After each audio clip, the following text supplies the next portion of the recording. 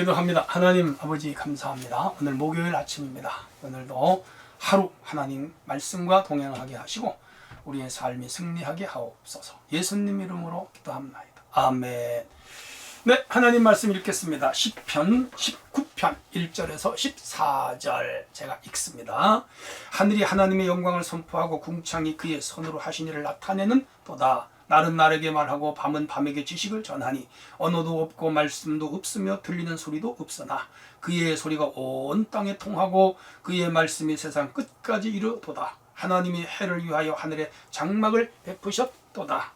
해는 그의 신방에서 나오는 신랑과 같고 그의 길을 달리기 기뻐하는 장사 같아서 하늘 이 끝에서 나와서 하늘 저 끝까지 운행하며 그의 열기에서 피할 자가 없도다. 여호와의 율법은 완전하여 영혼을 소생시키며 여호와의 증거는 확실하여 우둔한 자를 지혜롭게 하며 여호와의 교훈은 정직하여 마음을 기쁘게 하고 여호와의 계명은 순결하여 눈을 밝게 하시도다. 9절 여호와를 경외하는 도는 정결하여 영혼까지 이루고 여호와의 법도는 진실하여 다 의로우니 금 곧 많은 순금보다도 사모할 것이며 꿀과 송이꿀보다도 달도다. 또 주의 종이 이것을 경고를 받고 이것을 지킴으로 상이 크나이다.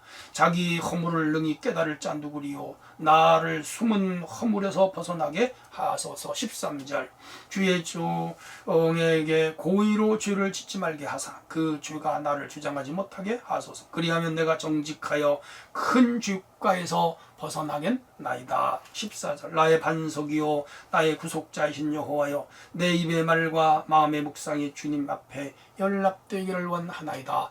아멘.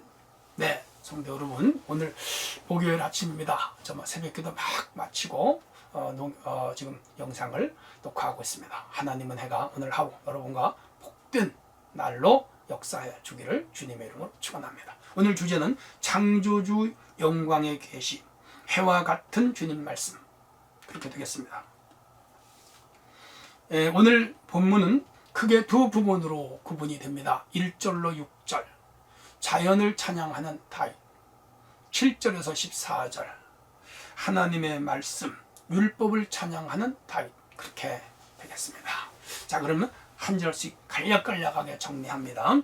하늘이 하나님 영광을 선포하고 궁창이 그의 손으로 하신 일을 나타내는도다. 다윗이 하늘을 쳐다보면서 와, 저 무한한 하늘, 저기 하나님이 계시지, 그렇게 본 거예요. 우리가 스카이, 스페이스, 헤븐 뭐 그렇게 구분하고 기독교에서는 하늘을 3층천으로 구분을 하죠. 맨 위에 하나님이 계신다. 뭐 이런 물론 구분할 부분이지만 우주가 얼마나 넓습니까? 우리 머리 위에 모든 공간은 하늘이죠. 그 하늘에 하나님이 계시고 동시에 이 자연 세계의 운행을 보면서 다윗이 야, 하나님 살아계시다, 그렇게 본 거예요. 사실 변증학에서도 이 자연 세계를 통하여 하나님을 변증하는 방법이 있습니다. 맞아요. 하나님이 모든 우주 삼라만상을 다스립니다.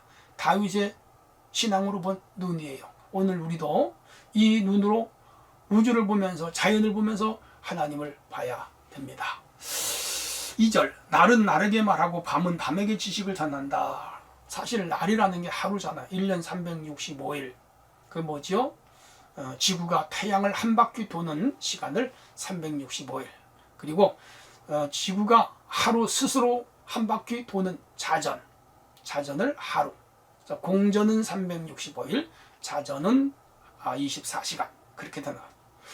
고대 사람들은 태양이 간다, 그렇게 생각했는데 태양은 가지 않아요. 항상 제자리에 서 있어요. 그리고 지구가 돌면서 가는 거예요. 마찬가지로 하나님은 영원히 변하지 않아요. 인간이 변하는 거죠. 야, 이 자연 세계에서 다윗은 이미 하나님의 역사를 보고 있는 것이죠. 자, 언어도 없고 말씀도 없으며 들리는 소리도 없으나 맞아요. 이 자연은 언제나 조용합니다.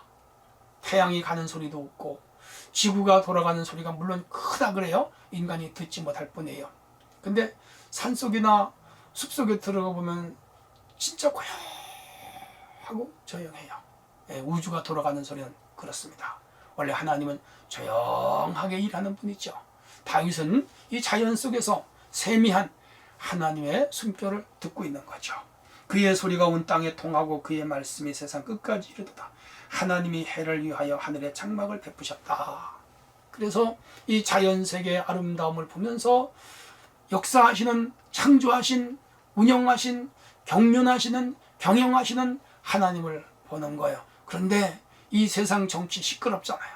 뭐 대통령 내년에 선거하는데 얼마나 시끄러워요. 후보자들이 수도 없이 쏟아져 나와가지고 맨날 공격하고 안티하고 비방하고 그래요. 세상은 그래요. 근데 우리 하나님은 이 어마어마한 우주를 움직이시면서도 아무 말씀 없이 정확하게 1초의 오차도 없이 운행해 가세요. 그게 하나님이에요. 그게 위대한 거예요. 그분이 누구예요? 우리의 아버지가 되시잖아요. 우리의 전능주가 되시잖아요. 그래서 하나님을 봐야 돼요. 자, 해를 위하여, 여기 해가 나옵니다. 5절에도 해, 태양이죠. 이 우주 만물 중에 가장 밝은 광명체는 태양이죠. 야, 근데 그 태양이 신방에서 나오는 신랑 같고 달리기를 기뻐하는 장사 같다. 다윗이 시인인데요. 어떻게 이렇게 아름다운 표현을 했는지 몰라요. 태양을 보면서 신랑의 얼굴 같고 달려가는 장사 같다. 그렇게 말합니다. 맞아요. 태양 얼마나 밝습니까? 눈이 부셔서 우리가 못 보잖아요. 그런데 말라기서에 보면 하나님을 의의 태양으로, 예수님을 영원한 태양으로 그렇게 말씀하는 걸 볼 수가 있습니다. 다윗은 이 태양을 통하여 역사하시고 그 태양을 창조하신 하나님을 본 것이죠. 하늘 이 끝에서 나와 저 끝까지 운행하며 그 열기에 피할 자가 없도다. 요즘 여름이잖아요. 중복에서 말복으로 넘어가는 지금 이 시점에 가장 더워요. 요즘 뭐 날씨가 바로 하루 35도, 어저께 용산은 39도였다 그러고 의정부나 저 동두천은 40도였다 그래요. 야, 진짜 더워요. 근데 중동에 가면요 더 더워요. 사막은요 50도, 60도씩 올라갑니다. 참 그 열기 무섭죠. 피할 자가 없죠.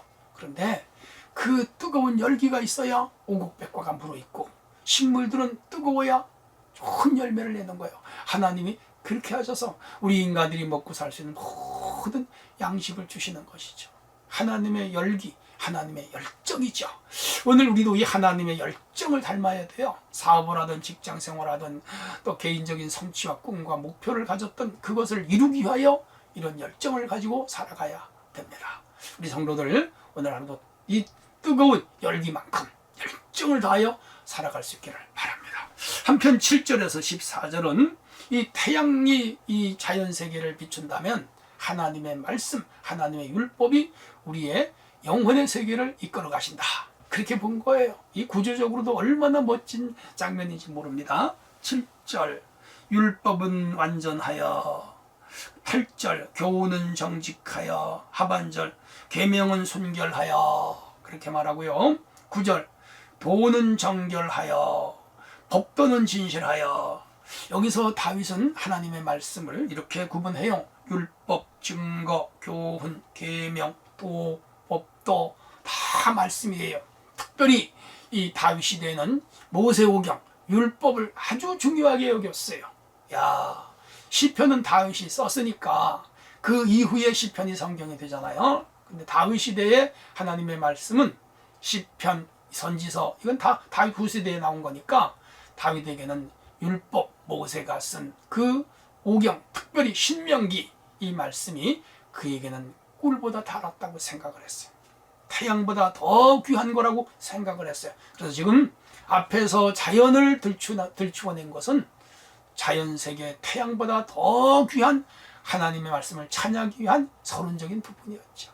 이런 의미에서 다윗이 하나님 말씀을 얼마나 중요하게 여겼는가를 우리에게 깨닫게 해요. 오늘도 다윗처럼 하나님의 말씀을 귀중하게 여기고 그 말씀을 따르는 자들은 다윗 이상의 버금가는 축복의 주인공이 될 수가 있습니다. 오늘 하나님 말씀 열심히 지키며 사는 우리 성도들이 되기를 바랍니다. 11절 주의 종이 이것으로 경고를 받고, 13절에도 주의 종에게 고의로 죄를 짓지 말게 하소서. 율법은 우리의 죄를 지적해 주는 거고, 그리고 죄를 짓지 말도록 막아주는 역할을 해요.